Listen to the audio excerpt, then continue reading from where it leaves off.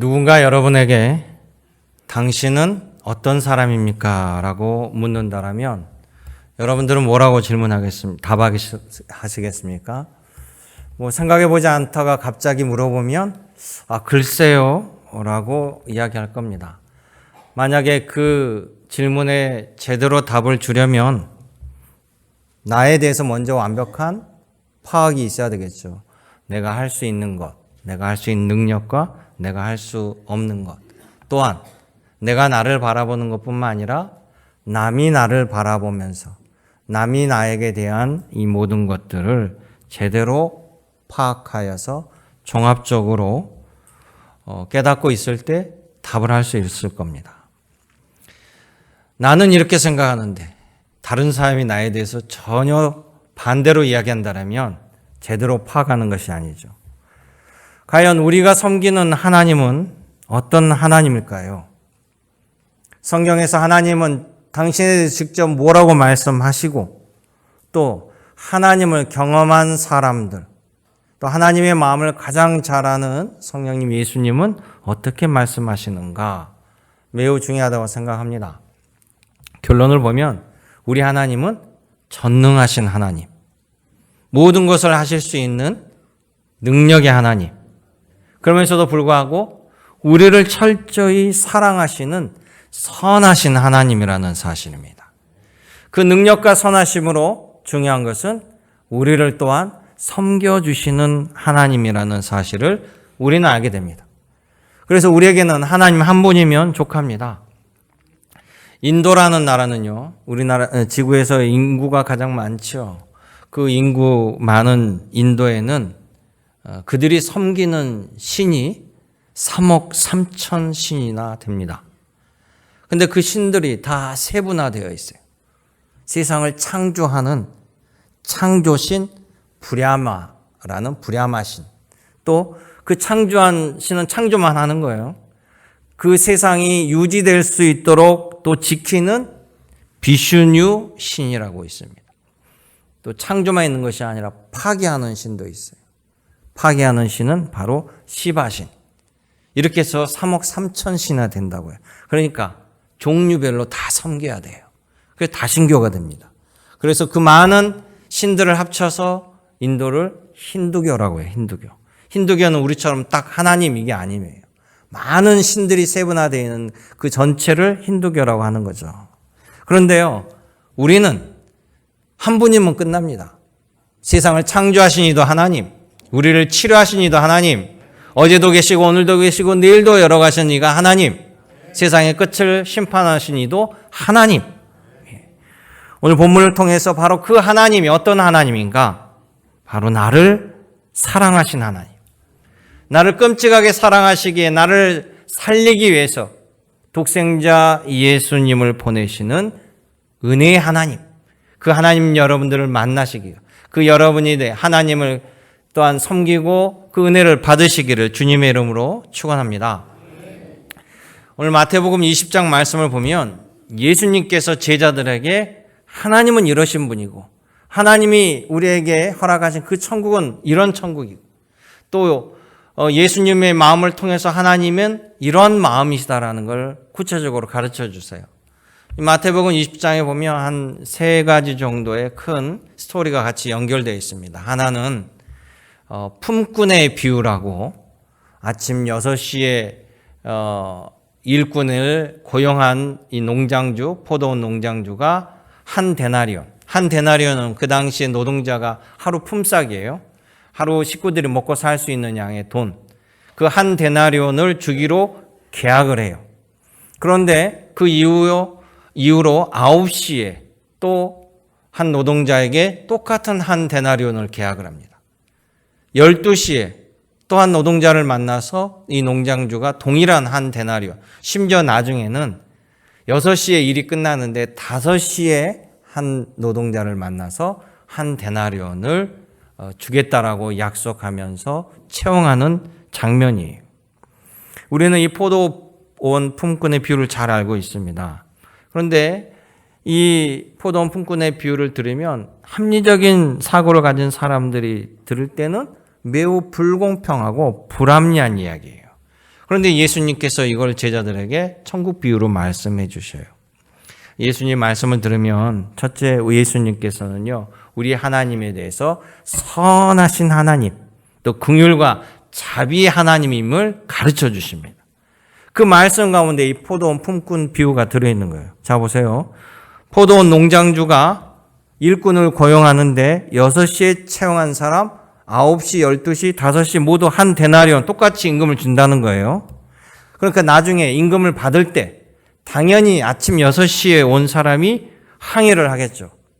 나는 아침 6시부터 저녁 6시까지 이렇게 열심히 일했는데, 이 5시에 들어온 사람 1시간만 하고 똑같은 돈을 받는다라면 너무 불공평합니다. 우리가 들을 때는 지극히 합리적인 말인 것 같아요. 그런데 그 주인은 실은 이 사람에게 잘못을 저지르지 않았습니다. 돈을 덜 준 것도 아니고 처음 계약할 때 한 데나리온을 계약했습니다. 이 사람 아침 6시부터 일하기를 간절히 원했고 또 이 사람이 채용했을 때 너무나 감사하고 감격했어요. 그리고 일당을 적게 준 것도 아니고 그 당시에 통용되는 하루 품삯 제대로 쳐준 거예요. 그 돈을 계약에 맞춰서 제대로 줬는데 이 사람은 제 몫을 받고도 뒷사람이 같은 금액을 받자 화를 내는 거예요. 그런데 예수님께서 왜 이런 불공평하고 불합리해 보이는 비유를 제자들에게 말씀하셨을까? 성경 말씀을 보세요. 마태복음 20장 1절을 보면요, 이 이야기를 시작하실 때 이렇게 이야기합니다. 천국은 마치 품꾼을 얻어 포도원에 들여 보내려고 이른 아침에 나간 집주인과 같으니 라고 말씀을 시작해요. 그러니까 이 비유는 노동력의 가치가 아닌 천국에 대한 비유입니다. 천국에 대한 비유고 그 천국은 결국 마지막에 보면 집주인과 같으니 그래요. 집주인의 마음과 같다라는 겁니다. 그러면 집주인의 마음은 품꾼을 얻어 포도원에 들여보내는 그 집주인의 마음과 같다라는 말씀이에요. 그러면서 그 당시의 경제적인 상황과 빗대어서 얘기하는 거예요. 여기서 포도원 농장주, 그는 선하신 하나님을 나타냅니다. 당시에 노동자들이 하루 먹고 사는 이 한 데나리온을 얻지 못하면 가족이 굶습니다. 그만큼 절박한 상황 가운데 이 일을 찾아서 나간 거예요. 그날이 만약 금요일이라고 한다면 오늘 일을 하지 못하면 다음날 안식일 토요일까지 이틀을 굶어야 되는 상황입니다. 그러니까 새벽 6시에 나온 이 노동자 간절한 마음으로 나왔는데 마침 나오자마자 포도 농장주를 만나서 고용이 된 거예요. 오늘 하루 한 데나리온을 확보했습니다. 그러니까 얼마나 기쁘고 즐거운 마음이겠어요. 됐어. 오늘 일당으로 우리 가족은 살았어. 그런데 말이죠. 9시나 12시나 심지어 5시까지 다른 노동자는 일자리를 못 찾은 거예요. 다른 장소에 있었던지 이 주인을 못 만난 거죠. 그러니까 6시부터 떨기 시작하는 겁니다. 내가 일을 빨리 잡아야 되는데. 그러니까 5시까지 일자리를 못 잡은 사람은 거의 나중에 절망의 심정이에요. 우리 가족은 이제 굶게 생겼다. 지금 내가 일을 어디 가서 한들 불과 1시간밖에 못하니까 한 데나리온은 받을 수가 없죠. 매우 작은 양의 가치만 받을 수밖에 없는 돈이에요. 근데 그 당시에 가족을 부양하려면 이 한 데나리온이 다 필요했다라는 거예요. 그런데 여기 예수님의 비유의 이 주인은요, 한 데나리온을 모두 다 똑같이 준 것은 노동자 입장에서 봤을 때는 노동 시간과 관계없이 모든 가족들이, 그 가족들이 굶어 죽지 않고 먹을 수 있는 돈을 노동자에게 주고자 하는 정말로 좋은 분이에요. 그런데 항의를 받는 겁니다. 그래서 마태복음 20장 13절에 그래요. 이 주인이 이렇게 얘기합니다. 친구요, 내가 너에게 잘못한 것이 없노라. 너가 나와 한 데나리온의 계약을 하지 아니하였느냐. 그러니 내가 한 데나리온을 너에게 오늘 일당으로 제대로 주니까 너 것을 가지고 가라. 나중에 온 사람에게 너와 같이 주는 것은 내 뜻이야. 내 것을 가지고 내가 선을 베푸는데, 내가 선한데 너가 왜 나를 악하다라고 공격하느냐. 나는 너의 임금을 떼어먹지도 안 하고 너에게 계약한 그대로 다 주었는데. 그 말씀이잖아요. 자, 이 본문을요, 노동력 시간으로 보지 말고 주인이 사람을 구원하려는 입장에서 읽어보면 달라집니다. 예를 들어서 전날에 강물이 불어서 한 10사람이 강물에 휩쓸려 갔어요. 다음날 동 트자마자 구조대원들이 수색하다가 6시에 맨 처음 사람을 찾았습니다. 이 사람을 건졌어요. 그리고 계속 수색하다가 9시에, 12시에 사람들을 구조합니다. 이렇게 사람을 건져주었는데 이제 날이 어두워져요. 수색을 마치려고 해요. 마치라는 그때 마지막 한 사람을 발견합니다. 당연히 건져줘야죠. 그 사람을 건져줬더니 아침 6시에 건진받은 사람이 왜 그 사람을 건지냐고 항의할 수 없지요. 그래서 포도원 비유를 예수님이 말씀하실 때 천국의 말씀을 하시는 거예요. 천국은 마치 포도원 품꾼을 얻어서 포도원에 들여 보내려고 작정한 주인의 마음과 같다라는 것이 바로 우리를 향한 선하신 하나님의 마음을 보여줍니다. 여러분, 세상은 합리적인 것, 경제성, 가성비를 따지죠. 그러다 보니까 사람이 하는 일은 불공평한 거예요. 합리적이고 이성적인 판단이 반드시 공평할 수가 없어요. 여러분, 좋은 물건을 싼 가격에 살 수 없습니다. 싼 물건은 싸게 사는 거고요. 좋은 물건은 비싸게 줘야 좋은 거예요. 비싼 물건을 싸게 샀다는 것은 사기입니다. 아니면 어쩔 수 없이 회사가 망해가니까 정말 눈물의 땡처리, 그런 일은 거의 없어요. 지금도 완도에 들어보면 보세 창구 문을 열었습니다. 눈물의 땡처리 한 달 동안 하고 있잖아요. 그죠? 그런데 설마 100% 그 사실을 믿고 가시는 분은 없죠? 이미 샀으면 그냥 믿으세요. 제가 괜히 쓸데없는 소리 했습니다. 이 코로나가 터지면서 비행기 값이 많이 뛰었잖아요. 제가 미국 뉴욕에 갈 때만 해도, 몇 년 전만 해도 직항, 이제 그나마 직항이 더 비싼데요. 직항이 한 대한항공이 170만 원, 150만 원, 이제 경유로 하면 100만 원대까지 살 수 있었습니다. 근데 지금은 300만 원을 줘야 가요. 300만 원. 근데 이 300만 원 주고 이코노믹석이죠. 일반석. 14시간을 직항이니까 타고 가는데요. 이제 경유를 하면 한 20시간씩 넘어갑니다. 근데 일반석을 앉으면요, 닭장하고 딱 똑같아요. 앞에 간격도 무릎도 거의 닿고 좌우도 움직이기가 어려운 비행기를 타고 14시간을 가요. 얼마나 힘들겠어요. 고역이죠. 그러면 좀 더 편하려면 그 앞에 있는 비즈니스석을 끊으면 돼요. 비즈니스석을 가면 우리 닭장 같은 일반석이 한 1.5배 큽니다. 좌우가 편하죠. 앞에도 편하죠. 심지어 반 이상 누워서 갈 수 있어요. 그거보다 더 편하게 가려면 아예 그냥 누워서 개인 커튼을 치며 최상의 서비스를 받으러 가려면 1등석을 끊으면 돼요. 그런데 일반석이 300만 원입니다. 그보다 한 단계 위 비즈니스석이 얼마냐면 1,000만 원이에요. 1,000만 원. 아무도 안 놀라시는구만. 그러니 1등석은 얼마나 되겠어요? 한 2천만 원 넘지 않겠어요?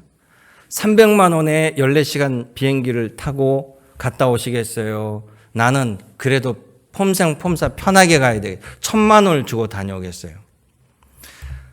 돈의 가치에 따라 좌석 또 당하는 서비스가 달라요. 그런데 300만 원 주고 일반석 사는 사람이 저기 1등석에 받는 서비스와 똑같이 요구하면 들어주지 않죠. 이게 경제성, 합리성입니다. 내가 준 만큼, 지불한 만큼 대가를 받는 거예요. 그걸 당연한 겁니다. 그걸 불공평하다고 우길 수 없죠. 이게 최선이라고 얘기하죠. 그러나 우리 하나님은 생명 구원에 있어서 선하신 하나님이에요. 우리 하나님은 살리는 게 목적이란 말이에요. 그러니까 심지어 북이스라엘, 이스라엘 역사에서 북이스라엘의 가장 악독한 왕이 아합 왕이에요. 아합 왕 때 제사장 선지자들이 수많은 사람들 핍박으로 순교하고 죽어나갑니다. 그러니까 제대로 의식이 바뀐 사람은 하나님, 저 아합 왕을 왜 안 데려갑니까? 이렇게 기도했을 거예요.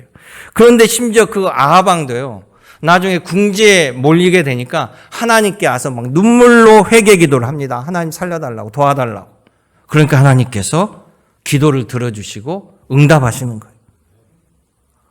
또 남유다 왕국에서 가장 악독한 왕을 대표하는 게 므낫세 왕이에요.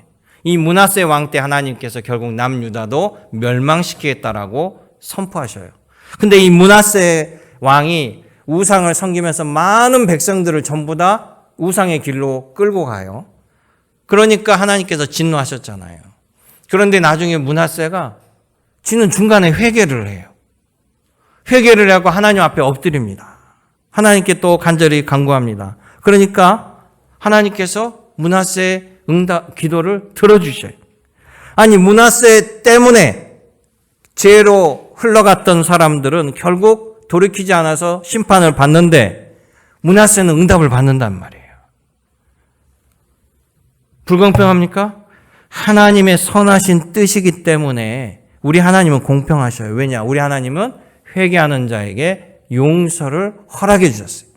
그래서 예수님께서 오셔서 뭡니까? 회개하라. 천국이 가까웠나라. 우리 하나님의 은혜 때문에 우리가 살아간다. 사랑하는 성도 여러분, 사람은 할 수 없으되 하나님은 하실 수 있습니다. 그러니까 내가 오늘 구원받게 된 것을 여러분 감사로 믿으시기 바랍니다. 참 좋으신 하나님을 이 시간 찬양하고 경배하길 원합니다. 그리고 하나님이 기도하는 사람처럼 살아가시기를 주님의 이름으로 당부드립니다. 둘째는 우리 하나님께서는 능력이 무한하심에도 불구하고 우리를 섬겨주시는 하나님이라는 사실이. 자, 하나님의 아들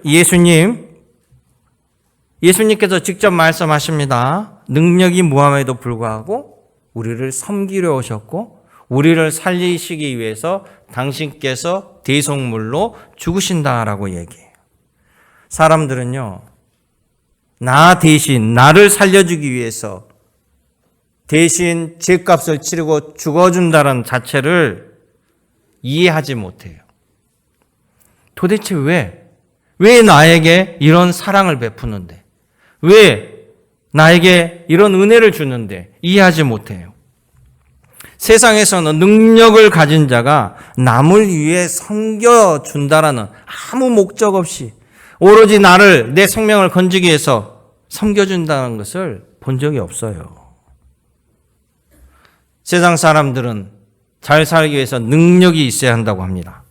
그 능력은 권력, 금력, 아니면 인력, 사람들에 대한 능력이 있어야 권세도 부리고 사람도 부리고 지배하게 되죠. 자, 마태복음 20장 18절에 보십시오. 그 당시에 권력자였던, 능력자였던 대제사장, 서기관들이요, 그 당시에 권력이 있으니까 예수님을 조롱하고 십자가에 못 박아 죽였습니다. 제사장들은 그 능력으로 사람을 살리는 데 쓰지 아니하고 죽이는 데 썼어요. 그런데요, 예수님은 능력이 있는데 그 능력으로 우리를 지배하는 것이 아니고 우리를 섬겨주고 살리는 데 쓰신다라는 거예요. 자, 대제사장들은 서기관들과 대제사장들은 예수님을 죽이기로 결의하고 19절에 보면 예수님을 십자가 못 박아 죽였습니다. 그런데 예수님 뭐라 합니까? 19절에 그런데 내가 3일 만에 살아나리라. 죽이는 건 쉽지만 죽임을 당한 자가 살아난다는 건 있을 수 없는 능력이잖아요. 더 크신 능력을 가지신 분이 이 일을 받아들이시는 거죠. 섬기는 거죠. 바로 그것이 우리를 위해서 행하시는 주님의 은혜요 축복입니다. 예수님은 세상에서 본 적이 없는 그런 능력을 우리를 위해 쓰시는 거예요. 예수님의 능력은 죽음에서 3일 만에 부활하는 능력, 대속의 속죄물이 되시는 능력. 예수님께서 이런 섬김의 능력을 보여줬으니 예수님 마지막 그때 좌우편에 우리 아들을 세워주세요. 요한과 야고보의 어머니가 와서 그렇게 부탁을 할 때 예수님께서 그 자리는 내가 십자가의 마지막 죽을 때 좌우의 자리는 예비되어 있다. 내가 철저히 섬기러 왔으니 나의 제자들은 나의 그 섬김을 따라 너희도 섬김의 종이 되라. 이게 예수님의 말씀이고 이게 예수님의 가르침입니다. 하나님의 나라의 삶이에요. 왜 그러냐면 마태복음 20장 25절에 계속해서 이야기합니다. 집권자들, 권력자들은 너희를 임의로 주관하여 고관들이 너희들에게 권세를 부리는 줄 너희는 알거니와 너희는 하나님의 능력을 가지고 오히려 섬기는 자가 되라.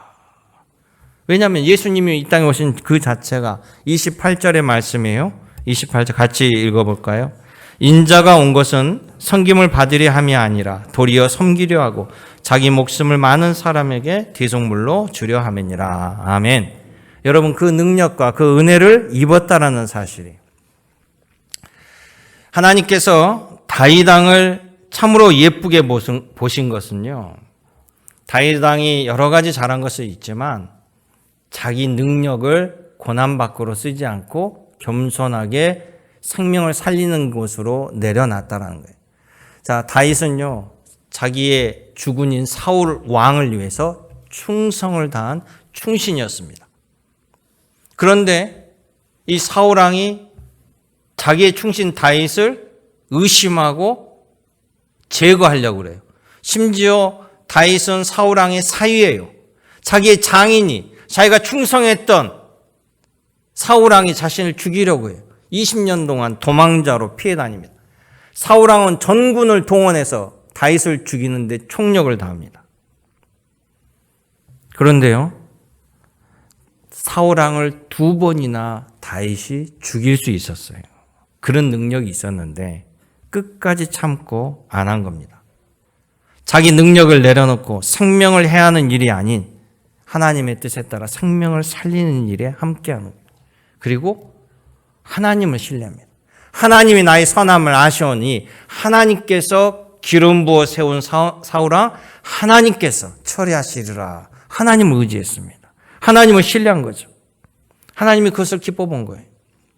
여러분 아브라함이요 하나님이 주신 아들 이삭을 제물로 바치라고 명령할 때 그 말씀에 순종합니다. 한편으로는 기가 막히죠. 자식을 낳을 수 없는 자신에게 하나님께서 주신 생명인데 제물로 바치래요. 그런데 하나님을 신뢰하면서 제물로 바치려고 하자 하나님께서 이삭 대신 양을 준비해 놓으셨어요. 여기서 여호와 이레라는 말이 나옵니다. 여호와 하나님은 준비해 주신 하나님. 바로 그 여호와 이레가요. 우리를 섬겨주시는 하나님이란 말씀이에요. 사람을 위해서 에덴 동산을 준비해 주신 하나님. 죽을 죄인에게 옷과 또한 생명을 보호할 수 있는 길을 허락하시고 천국을 예비해 주시고 예수님을 준비하셔서 우리에게 구원의 길로 열어주신 것. 바로 하나님의 그 무한한 능력으로 우리를 위해서 섬겨주시는 거예요. 이스라엘 백성들이 가나안 땅에 여호수아와 함께 입성합니다. 그래서 가나안 땅을 하나 둘씩 정복하고 12지파에게 가나안 땅을 나눠주죠. 그 모든 지파에게 땅을 분할한 다음에 여호수아서 24장의 여호수아가 모든 백성들을 불러 모아 이렇게 선포합니다. 자, 우리가 들어왔던 이 가나안 땅에도 수많은 우상들이 있고 우리가 출애굽하였던 애굽에서도 수많은 우상을 섬겼는데 나는 앞으로 이 가나안 땅에 대대로 살면서 나와 내 집은 영원히 하나님만을 섬기겠노라. 여러분들은 어떻게 할 것이냐라고 묻습니다. 이 백성들은 같이 출애굽의 과정 40년 함께한 사람들이에요. 하나님의 능력과 하나님의 역사를 보았죠. 그들이 여호수아서 24장 16절에 이렇게 얘기합니다. 우리가 결단코 여호와를 버리고 다른 신들을 섬기지 않겠습니다. 이렇게 백성들이 다 고백해요. 그러면서 백성들 스스로 매우 중요한 말을 그 다음에 합니다.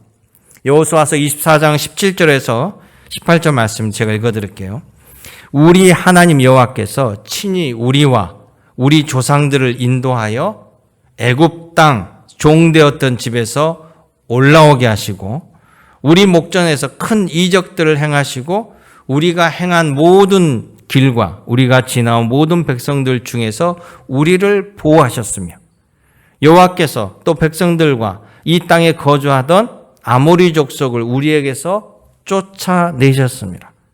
그러므로 우리도 여호와를 섬기리니 그는 우리 하나님이십니다. 아멘. 이게 무슨 말입니까?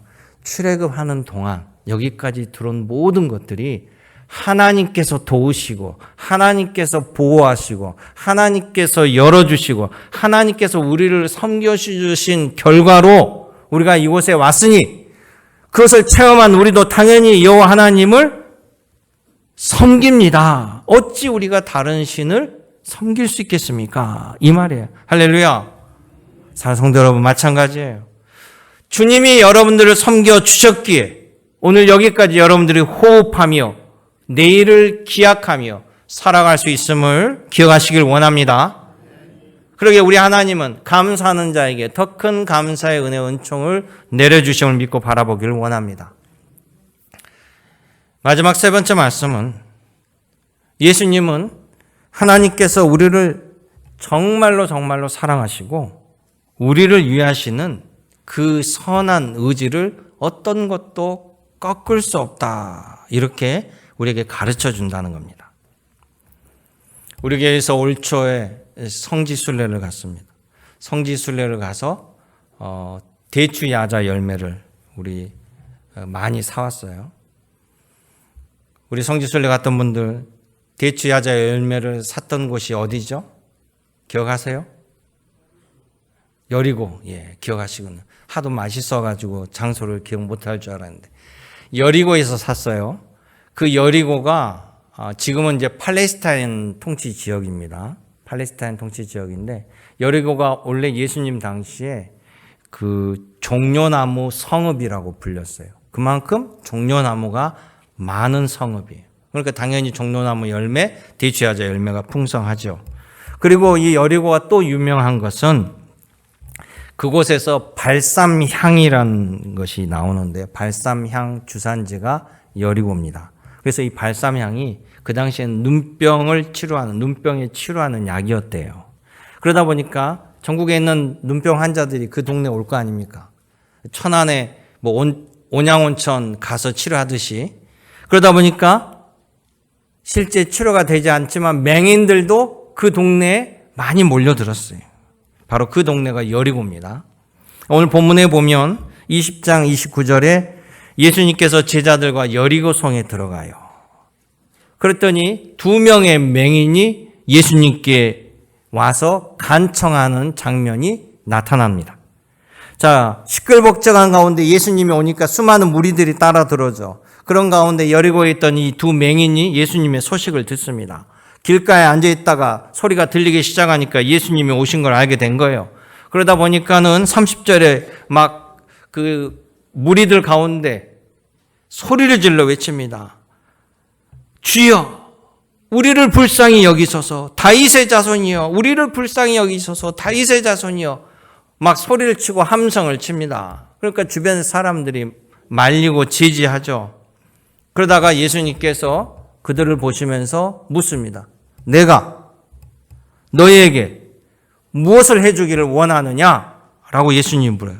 그랬더니 2 맹인이 지체하지 않고 예수님께 주님 보기를 원합니다. 눈뜨기를 원합니다. 참으로 대단한 믿음 아니? 대단한 용기 아니? 이들의 믿음이 대단하다는 것은 예수님께서 불치병 이 눈을 뜨게 해주시는 능력을 가졌다라고 믿고 있는 거예요. 첫째는.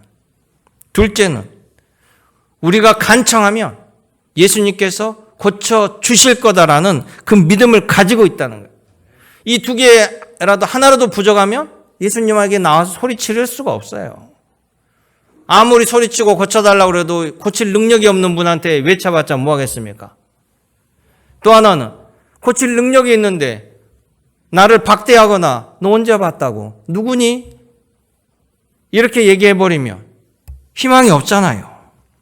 근데 그들의 믿음처럼 34절에 보면 예수님께서 그들을 불쌍히 여기사 그들의 눈을 만지시니 곧 보게 되어 그들이 예수를 따르니라. 할렐루야. 우린 여기서 두 가지 사실을 알 수 있습니다. 예수님은 심지어 불치병이라도 못 고칠 질병이 없는 능력자라는 사실. 두 번째는 우리를 불쌍히 여기시고 우리를 사랑하시기에 우리를 고쳐주고자 하는 그 의지가 분명하다는 사실이에요. 여러분, 세상에는 능력이 있어도 의지가 없으면 안 고쳐줍니다. 도와주지 않습니다. 내가 왜 이렇습니다. 또한 의지가 충만해도 능력이 안 되면 도움이 안 되죠. 그런데 예수님은 우리를 향한 마음, 우리를 살리려는 그 마음이 아버지 하나님과 한결같이 같다라는 사실. 마태복음 8장에서도 보면요. 그 당시에 문둥병자, 한센병자가 예수님께 와서 이렇게 얘기해요. 주여, 주님이 원하시면 저를 깨끗하게 하실 수 있나이다. 아멘. 그러니까 이 사람은 예수님이 자신을 고쳐줄 능력이 있다는 건 알아요. 근데 의지가 있을지 없을지는 모르잖아요. 그러니까 주님이 원하시면, 의지만 있다면 제가 고침받을 줄로 믿습니다. 그랬더니 예수님이 뭐라고 하시냐면요. 그 당시에 한센병자는 죄인입니다. 격리 수용을 해야 돼요. 가족하고 함께 있지도 못합니다. 만약 한센병자를 만지면 그도 죄인이라고 같이 취급받는 시절이었는데 성경에 보면 예수님께서 손을 내밀어 그에게 몸에 손을 대시면서 내가 원하노니 깨끗함을 받으라. 즉시 깨끗함으로 나아졌다는 사실. 내가 원한다는 말씀은 예수님의 의지가 우리를 고치고 살리는데 집중되어 있다는 겁니다. 또 마가복음 9장에 보면요. 귀신 들린 아이의 아버지가 예수님께 와서 이렇게 얘기해요. 간절한 마음으로 예수님께서 예수님 무엇을 하실 수 있거든 우리를 불쌍히 여기사 도와주십시오 라고 간청해요. 그랬더니 예수께서 할 수 있다는 말이 무슨 말이냐? 믿는 자에게는 능치 못할 일이 없느니라. 그러면서 고쳐주셨다는 거예요. 내가 고쳐줄 의지도 있고 내가 고칠 수 있는 능력이 있으니 항상 의심하지 말고 간구하라는 말씀입니다. 사랑성도 여러분, 사람들은요 수시로 마음이 변합니다. 수시로 마음이 바뀌어요.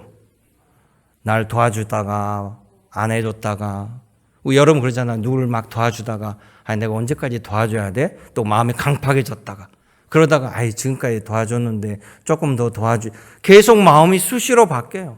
강약. 그러나 우리 주님은 한결같으신 바로 그 하나님을 우리가 의지해야 될 줄 믿습니다. 하나님은 하실 수 있으나 사람은 할 수 없으나 하나님은 하실 수 있게 여러분 포기하지 말고 하나님 믿고 간구하기를 원합니다. 내가 할 수 있으면 뭐하러 하나님께 구하겠어요? 내가 할 수 없기에 그러나 하나님 하실 수 있기에 우리는 하나님을 의지하는 겁니다. 역대하 20장을 보면요.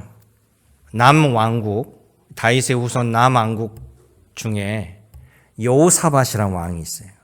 이 여호사밧 왕 때 주변 나라 모압, 암몬 그리고 마온이라는 이 세 나라가 연합해가지고 남유다를 침공해요. 남유다 여호사밧 왕이 도저히 이길 수 없는 싸움이었어요. 이 셋이가 연합해서 돌아버리니까.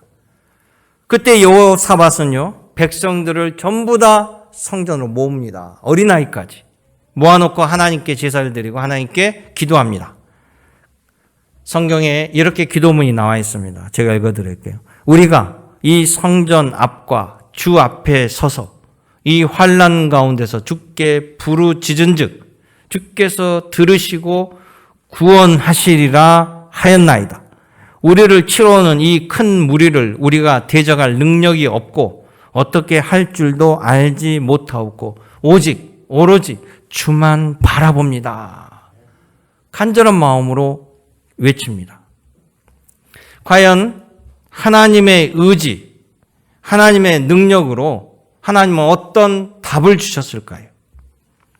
이 여호사와 같이 왕이 대표하여 기도할 때 그 응답이, 하나님의 응답이 제사장 가운데 한 사람에게 임하여 그 제사장을 통해서 하나님의 응답을 듣습니다. 뭐라고 하냐면 저들로 두려워하지 말라. 놀라지 말라. 이 전쟁은 너희에게 속한 것이 아니요 하나님께 속한 것이니라. 아멘. 우리가 얘기하죠. 내가 계획하고 내가 일을 하면 내 일이지만 우리가 그 일을 가지고 하나님께 기도하면 하나님의 일이 된다라는 것. 그래서요, 이렇게 응답을 주면서 뭐라고 하나님 말씀하냐면 내일 걱정하지 말고 그들과 함께 나가서 맞서라. 여호와가 너희와 함께 하시리라. 할렐루야. 하나님이 승리를 주시겠다는 말씀이에요. 두려워하지 말라, 놀라지 말라. 내가 너와 함께하며 이 전쟁을 승리로 바꾸겠다는 사실입니다. 그러기에 사랑하는 성도 여러분, 우리 하나님은 좋으신 하나님이십니다. 나는 할 수 없어로되 하나님은 하실 수 있습니다. 그 하나님만을 의지하며 믿음 가운데 살아가는 여러분 되시기를 주님의 이름으로 축원합니다. 은혜롭고 자비로우신 아버지 하나님, 오늘도 주의 말씀대로 주님만을 바라보며 내 평생에 선하신 아버지 하나님, 인자하신 아버지 하나님의 자녀로 또 제자로 살아갑니다. 주의 백성으로 흔들리지 않는 믿음으로 나아갈 수 있도록 인도하여 주옵소서. 언제나 함께 하신 예수님의 이름으로 기도드리옵나이다. 아멘.